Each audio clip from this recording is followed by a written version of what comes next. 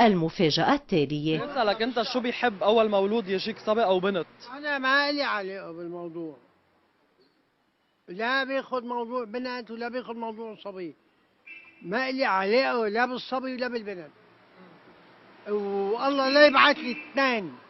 ما بتحب يجيك صبي اول ما مولود؟ بدي لا صبي ولا بنت. اذا اجاك بنت شو بتعمل؟ ما بتبرأ منها.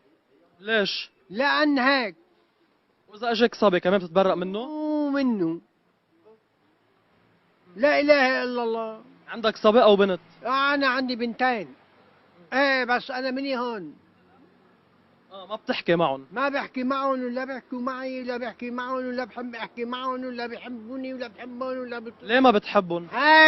هيك الله خلقني هيك الله.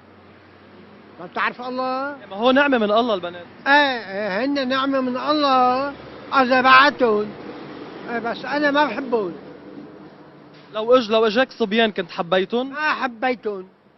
ما انت ما اجاك صبيان. ما يجيني ولا بدي يجيني وإن شاء الله ما بيجيني. وهيك وأنا هيك طي. أنا ضد الطبيعة. أنا ما بحب حدا. أنا بحب حلي. أنا حلي ما بحبه. سبحان الله. ما بتشوفهم لبناتك؟